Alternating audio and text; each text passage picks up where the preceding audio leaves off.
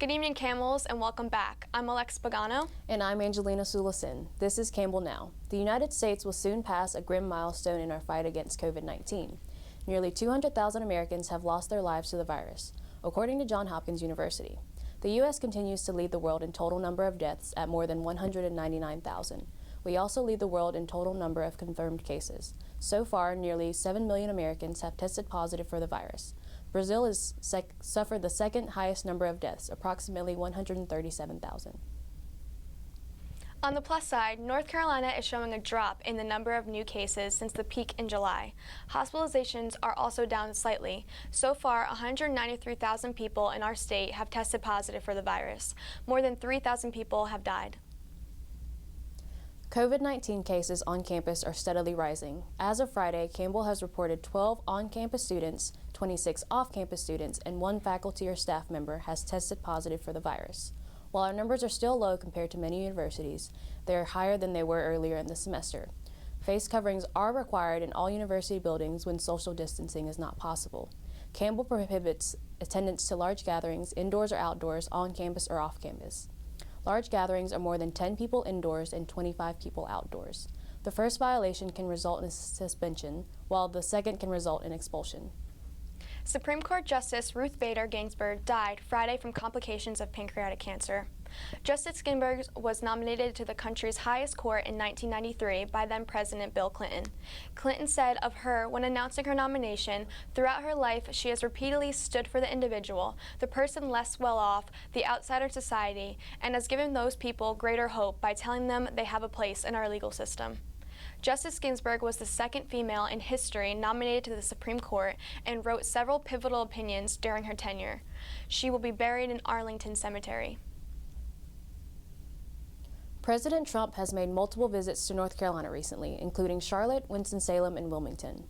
He returned to North Carolina last Saturday in Fayetteville to speak to his supporters. Masks were offered to the people in attendance. North Carolina's Tom Tillis and Lieutenant Governor Dan Forest attended Saturday's rally. Democratic presidential candidate Joe Biden will be making his first appearance in North Carolina since the primaries. His running mate Kamala Harris and his wife Jill Biden have recently both done virtual events in North Carolina. The former vice president will be in Charlotte Wednesday. No details are available at this time. North Carolina is expected to be one of the most important states in the upcoming presidential election. Well, Angela, the Camels had a big night last week. That's right, Alexa. Campbell hit the big stage Friday night in its first ever primetime game on ESPN. The Fighting Camels played Coastal Carolina at home in Myrtle Beach. Unfortunately, we lost our debut game, but this was a big win for publicity for the school. A lot of people learned about Campbell and our unusual mascot for the first time. Tune into the College Sports Center tomorrow to hear more on this story from Caitlin and Isaac. I'm Jenny Garth, and as a mother of 3, I know kids worry about a lot of things. Getting enough food to eat shouldn't be one of them. But here in America, that is a real worry for 1 in 5 children. This is unacceptable, and something Feeding America is working to solve. Through a nationwide network of food banks, Feeding America serves virtually every community in the United States, including yours. See how you can help your community. Visit feedingamerica.org. Together, we can solve hunger. Together, we're Feeding America. After several positive cases on the UNC football team, their game against UNC Chapel Hill has been canceled. UNC Chapel Hill is now looking to fill that slot and has been said to have a few schools in mind. UNC also many open dates for conference games. UNC's next game is scheduled for October 3rd. On Saturday, UNCW Chancellor Jose Sartorelli indicated in a statement that the university will be removing Black Lives Matter banners from university buildings and moving them to a locked storage for further display in an art exhibit. Chancellor Sartorelli indicated that the university has new rules regulating free expression on campus. He said that until recently, the university did not have a specific policy designated to manage the time, date, and place for expressive activities, such as banner placement by faculty and staff. This change will apply to all messages on campus, not just Black Lives Matter banners. As expected, this announcement was met with frustration on behalf of several student groups on campus. The family of Jacob Blake Jr. spoke to the protesters in Charlotte over the weekend, urging people to stop this cycle of hate. Blake was shot in the back 7 times by police in Kenosha, Wisconsin earlier this summer. He is still in the hospital and may be paralyzed for life. This incident has sparked protests throughout the country.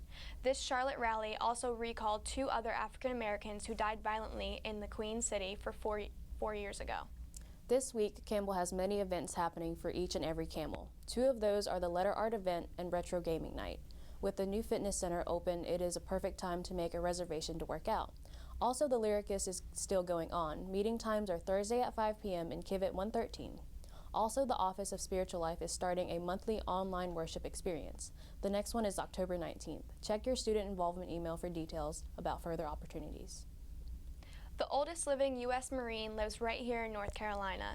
She is celebrating a birthday. Dorothy Cole joined the Marines in 1943 during World War II. She completed her training at Camp Lejeune and served as an administrator at Quantico for many years. Today, Sergeant Cole resides in Kannapolis, North Carolina. This Sunday was her 107th birthday. That's all for today. I'm Alexa Pagano. And I'm Angelina Sulisin. This is Campbell Now. Have a great week.